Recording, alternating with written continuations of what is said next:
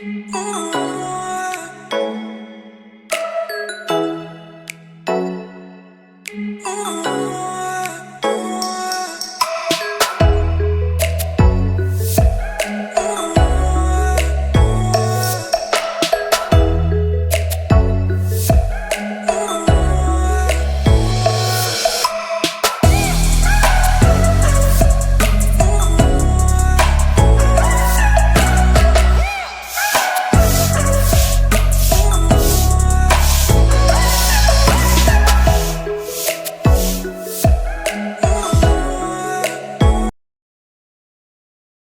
All பொண்ணுங்க எல்லாம் எல்லாம் எப்படி இருக்கீங்க? Welcome back to our channel. பண்ணியாச்சு, கழுவியாச்சு, கோலம் போட்டாச்சு. டே 3 இன்றைக்கி. மார்கழி மாதம் டே 3யோட வ்ளாக் தான் பார்த்துட்ருக்கீங்க. எப்பவும் போல் மார்னிங் 4:30க்கெல்லாம் வந்து எழுந்து வெளியே எல்லாமே ஃபுல்லாக கழுவி ஸ்டெப்ஸ் எல்லாம் தண்ணி ஊற்றிவிட்டு கழுவி விட்டாச்சு. கீழேயும் போய்ட்டு கழுவி கோலம் போட்டு வந்தாச்சு. மேலே கழுவிட்டு ஃபுல்லாக எல்லாமே க்ளீனாக கழுவியாச்சு.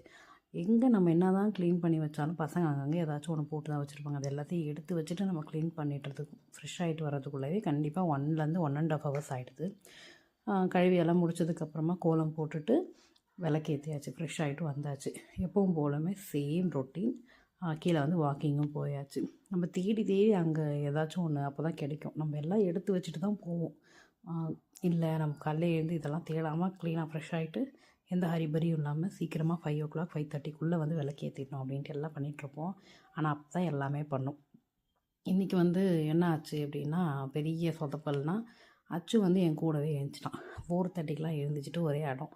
சரின்னு அவனை வெளியே கழுவிட்டு இருக்கும்போது எழுந்துட்டான். அப்புறம் அவனை கூட்டிகிட்டு போயிட்டு உள்ள அத்தைக்கிட்ட படுக்க வச்சுட்டு அவன் எழுந்துச்சி வந்தான்னா அவங்க பாட்டி கூட வந்து படுத்துப்பான். அது வந்து பிரச்சனை இல்லை. ஆனால் வந்து கொஞ்சம் நேரமாச்சும் அவன் பக்கத்தில் வந்து சமாதானப்படுத்தி கூட்டிகிட்டு போய் படுக்க வச்சா தான் இருப்பான். இதனாலே மோஸ்ட் ஆஃப் த டைம் வந்து நான் 6 o'clock அவன் எழுந்திருக்கிற வரைக்கும் நான் எழுந்திருக்கிறது கிடையாது. இதனால தான் பண்ணிகிட்டு இருந்தோம். பட் இப்போ பசங்களுக்கும் வந்து நம்ம அப்படியே ரூಢி பண்ணிடலாம், பழக்கப்படுத்திடலாம் அப்படின்ட்டு சீக்கிரம் எழுப்பலாம் அப்படின்ட்டு ஒரு ஐடியாவில் தான் நானும் சீக்கிரமாக எழுந்திரிச்சிட்ருக்கேன். நம்ம சீக்கிரம் எழுந்துச்சி நம்ம எல்லா வேலையும் நம்ம டக்கு டக்குன்னு செய்யும் போது அவங்களும் அவங்களோட வேலையை வந்து செய்வாங்க. ஸோ இப்போ போல் விளக்கேற்றியாச்சு. ஒரு பாசிட்டிவ் வைப். இவ்வளோ சீக்கிரம் எழுந்திரிச்சு இந்த குளிரில் செய்யணுமா அப்படின்னு தோணும். ஆனாலும் எனக்கு வந்து இது பிடிச்சிருக்கு, நல்லாயிருக்கு. காலையிலே எழுந்திரிச்சு வாக் பண்ணுறது, கோயிலுக்கு போயிட்டு வந்துடுறது சீக்கிரமாக. நம்ம மட்டும் இல்லை, கோயிலில் போய் பார்த்தா தான் தெரியுது, அவ்வளோ பேர் அங்கே 4:30 மணிக்கு 5 மணிக்கெலாம் வந்து வெயிட் பண்ணுறாங்க, சாமி கும்பிட்டுட்ருக்காங்க. ஸோ நம்மளுக்கு வந்து இது பாசிபிள் தானே. அது ஒன்றும் அவ்வளோ பெரிய நம்மளால் முடியாது அப்படின்ற வேலை எதுவுமே கிடையாது. நம்ம நினச்சா எதுவாக இருந்தாலும் நம்மளால் முடியும். ஸோ எல்லா வேலையும் முடிச்சுட்டு நார்மலாக எப்பவும் போல் வேலையை முடிச்சுட்டு வாக்கிங் கிளம்பியாச்சு. பீஸ்ஃபுல்லாக, ரொம்ப அமைதியாக, எந்த சவுண்டுமே இல்லாமல். ரோடு எவ்வளோ சைலண்ட்டாக இருக்குது.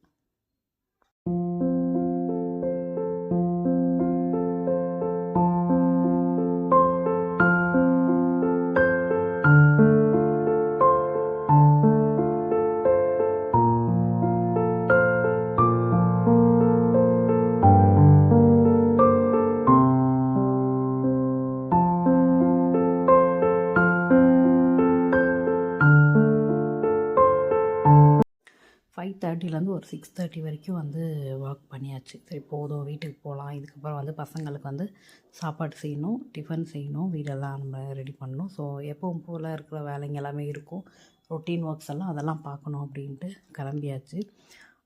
மருதாணி செடி நம்ம வீட்டில் வந்து அப்படியே தலை ஃபஸ்ட்டு கொஞ்சம் இலை பிச்சுருந்தோம். இப்போ திரும்பவும் நல்லா வளர்ந்துருக்குது. கருவேப்பிலை செடி, பிரம்மக்கமலம் வந்து எப்போவுமே ஜூன் ஜூலையில் வந்து எங்கள் வீட்டில் எப்பவுமே ஜூன் அந்த டைமில் வந்து வரமகாலட்சுமி கரெக்ட் டைமில் வந்து ஒரு பூவாச்சும் கண்டிப்பாக பூத்துரும்.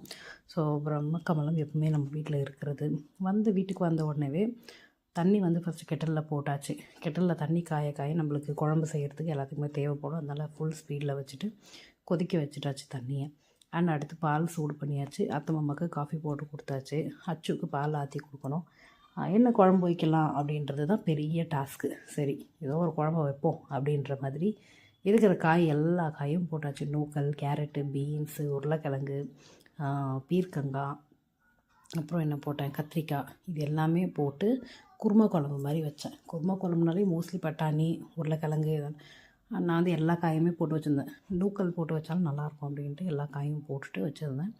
நான் வந்து எப்படின்னா உட்காந்து பொறுமையாக எல்லா காயும் கட் பண்ணிவிட்டு அப்புறமா வந்து செஞ்சு எனக்கு அது வந்து டைம் ரொம்ப இருக்கிற மாதிரி இருக்கும். ஸோ அதனால் நான் வந்து எப்பவுமே அப்படி பண்ண மாட்டேன்.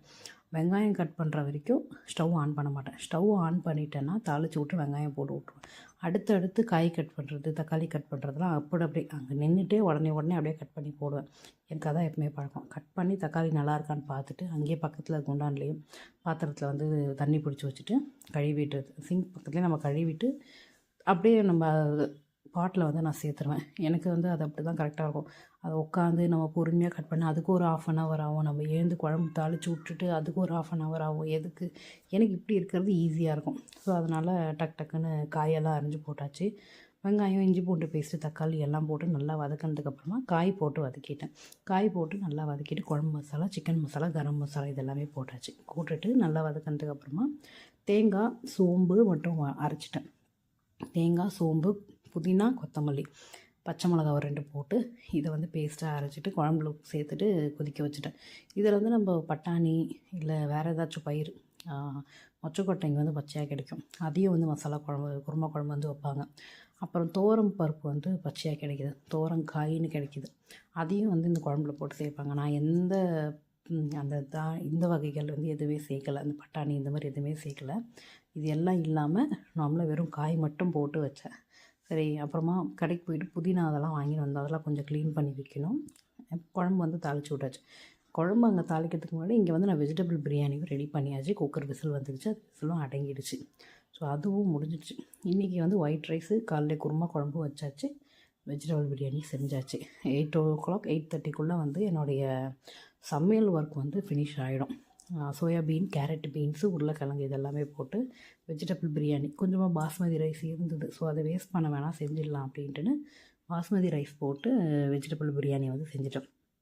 பாப்பாவுக்கு தொட்டுக்கிறதுக்கு வந்து ரைத்தா, ஆனியன் ரைத்தா வந்து கேட்டிருந்தா. ஸோ அவளுக்கு மட்டும் கொஞ்சோண்டு ரைத்தா செஞ்சுருந்தேன்.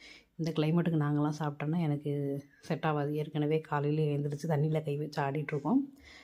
இந்த டைமில் தயிர் சாப்பிட்டேன்னு வச்சுக்கோங்களேன், ஒரு 2-3 டேஸ்க்கு வந்து ஷட் டவுன் நான். அப்புறம் அந்த சைனஸ் ப்ராப்ளம் ஸ்டார்ட் ஆகிட்டு தும்பல் வர ஆரம்பிச்சிடும். ஸோ அதனால் நாங்கள் வந்து தயிர் எடுத்துக்கல. பாப்பாவுக்கு வந்து செட் ஆகிடும். பாப்பா வந்து பழையது சாப்பிட்றா இந்த கிளைமேட்லேயும். அவளுக்கு வந்து செட் ஆகுது, ஹீட் பாடி அவளுக்கு. ஸோ ஸ்டொமக் பெயின் வரும் அப்போ. அதனால் அவளுக்கு வந்து தயிர் அண்டு பழையது சாப்பிட்றா. அந்த கிளைமேட்டுக்கு பழையது சாப்பிட்றது பெரிய விஷயம். அவளுக்கு வந்து செட் ஆகுது. காட்ஸ் கிரேஸ், டச்வுட், அவளுக்கு செட் ஆகுதுன்னா ஓகே அப்படின்றதுல தான் இருக்கும். நாங்கள் யாருமே சாப்பிட மாட்டோம். நான், அத்தை, அச்சு, நாங்கள் யாருமே வந்து தயிர் வந்து இந்த கிளைமேட்டுக்கு சாப்பிட்றதில்ல. எப்போயாச்சும் ஆசையாக இருக்குதுன்னு கொஞ்சம் சாப்பிட்டுட்டோன்னா அவ்வளோதான். மறுநாள் ஒரு 2 டேஸ்க்கு வந்து நான் தும்பின்னு தான் இருக்கணும். தும்பல் இருக்கும், ரன்னிங் நோஸ் இருக்கும், செட்டே ஆகாது. ஸோ அதனால் நம்மளுக்கு அதெல்லாம் செட் ஆகாதுப்பா அப்படின்ற மாதிரி நம்ம பாடிக்கு எது தேவையோ அதை வந்து நம்ம மாற்றிக்கணும். அது என்னவே பிடிச்சிருந்தாலும் இல்லை இது நம்மளுக்கு வேணாம் அப்படின்னா அது வேணாம் தான். ஸோ அதனால் நான் போன வீடியோவில் சொன்ன மாதிரி தான், எது கொடுக்கணும், எது அளவாக சாப்பிட்ணுமோ அதை சாப்பிட்டா நம்ம கரெக்டாக போவோம் அப்படின்றது என்னோடய மைண்ட் செட்டு. ஸோ நான் அந்த மாதிரி தான் பண்ணிகிட்ருக்கேன்.